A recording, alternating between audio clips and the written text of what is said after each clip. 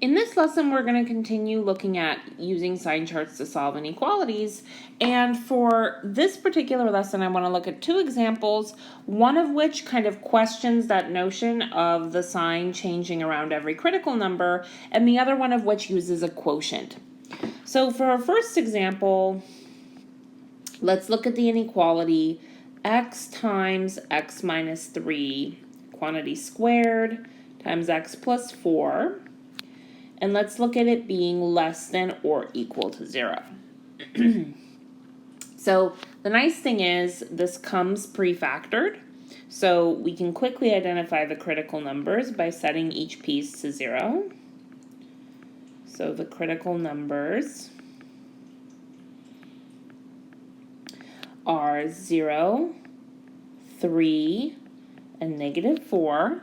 So again, if you need to take a second to pause the video and work those out for yourself, please do.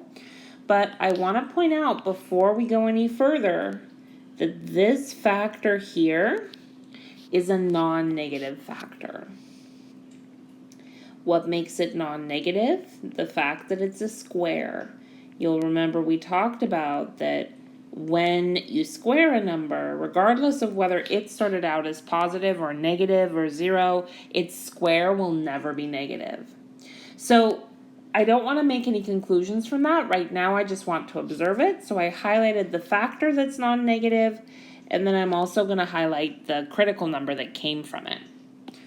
All right, so let's go ahead and start. We will make the build-up sign chart. So we'll make a sign chart for x. We'll make a sign chart for x minus 3 squared. And we'll make a sign chart for x plus 4. And then I'm going to go ahead and just do the thing where I make the purple sign chart at the bottom without writing the whole product, but that purple sign chart is the sign chart for the whole product. Okay, so here goes. My critical numbers are 0. That one came from x. So I'll put 0 here. 3, that came from x minus 3 squared, and negative 4. So again, notice that I'm focusing on the position. Negative 4 is the leftmost one, then 0, and then 3. At the risk of being repetitive, I'm actually going to continue highlighting the 3 because I really want to kind of have that forefront of your mind that 3 is a critical number that came from a non-negative factor.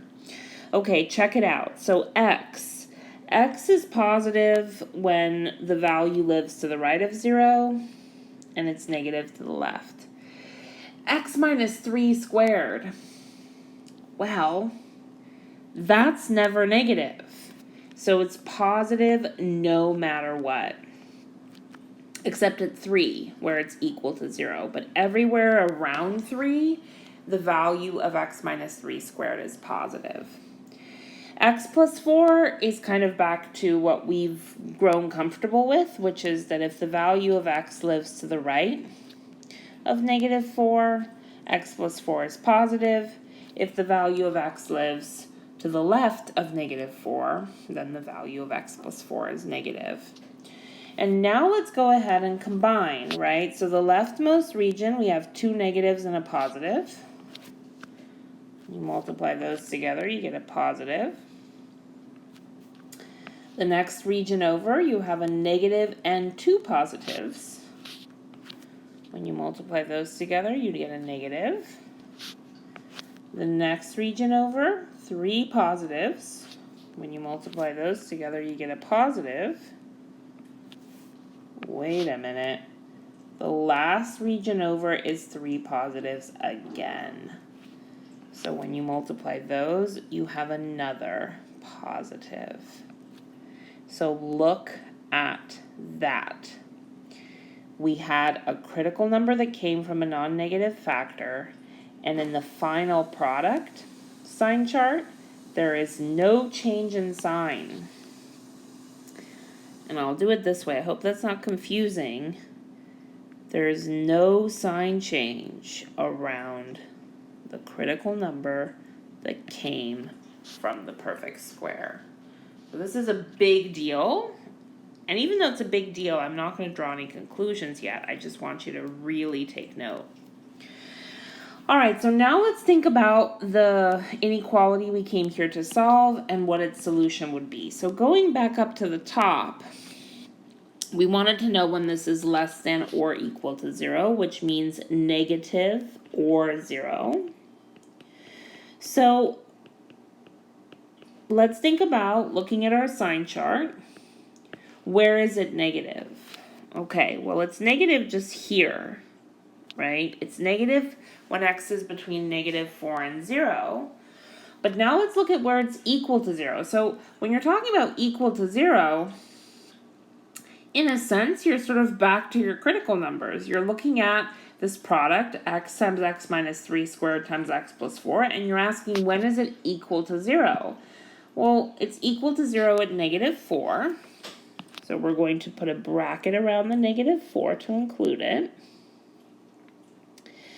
And it's equal to 0 when x is 0, so we put a bracket around the 0.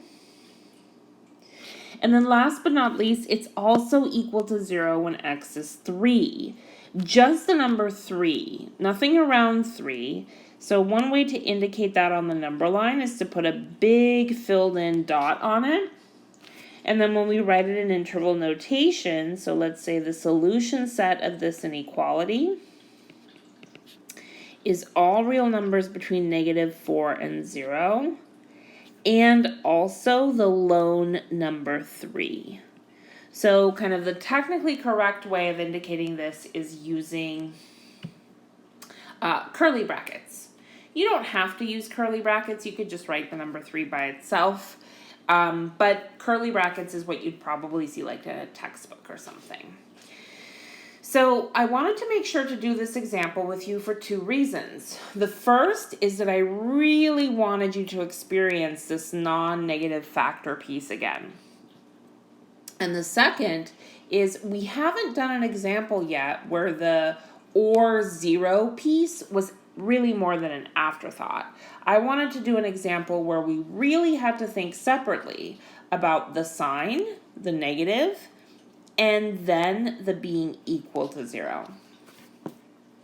All right, let's look at another example. So for this example, we will look at a quotient.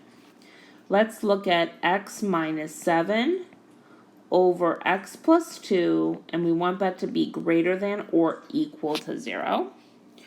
So I guess we can jump right off the bat with greater than or equal to 0 means positive or equal to 0. All right, and now let's think about our critical numbers. So I hope that you remember back to one of our earlier lessons where we were talking about sign charts for quotients, and we were talking about how a quotient is it's like a product in almost every way.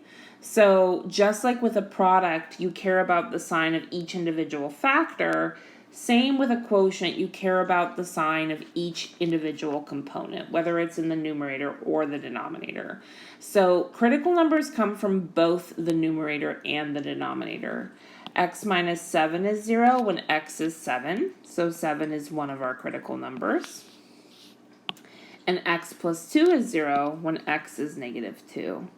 So -2 is our other critical number.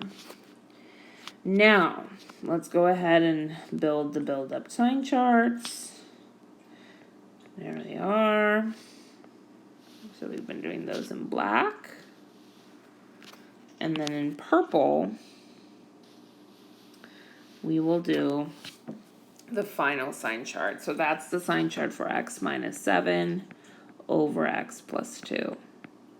All right, so we have two critical numbers, 7 and -2. So let's put 7 here. Let's put -2 here. And we'll kind of dot them down again and up. So we have a actual sort of chart. Okay. And as far as the sign chart is concerned, this is going to be pretty garden variety. There are no non-negative factors. It's going to feel very, very, very familiar. X minus 7 is positive for values of x that are to the right of 7. x plus 2 is positive for values of x that are to the right of negative 2. Okay, and they're both negative for values that are to the left of their critical number. When we go to combine, right, this is also going to start feeling pretty familiar. Like, I think many of you at this point might be feeling ready to start to speed this up. You're not needing to see all these steps anymore. But, let's walk through it. No problem. Negative times negative is positive. Negative times positive is negative. Positive and positive make positive. So now we go back to our initial question. When is this greater than or equal to 0? So positive or equal to 0.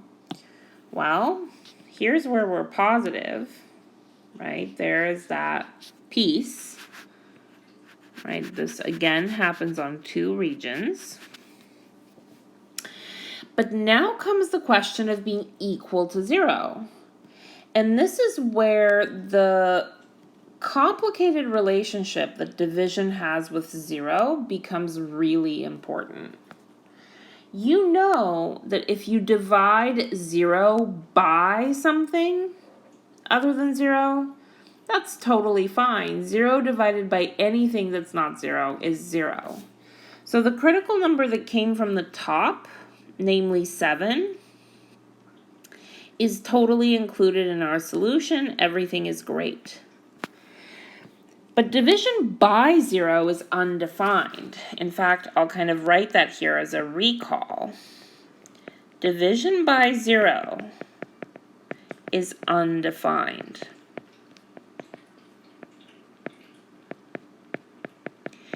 So the critical number that came from the denominator, it was important in that it played a role in the sign chart, but it cannot be included in the solution set.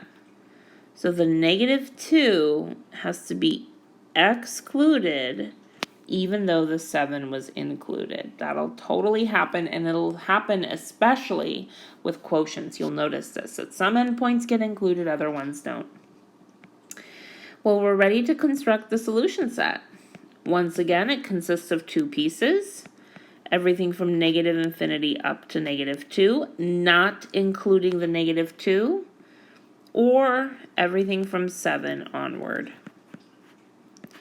So these were 2 examples playing with some kind of more delicate pieces of what might happen when you're constructing a sign chart. It is our second lesson on using sign charts to solve inequalities. In our next and final lesson, I'll actually pull some questions from homework and we'll look at those. That's all I have for you for this lesson. See you later. Bye.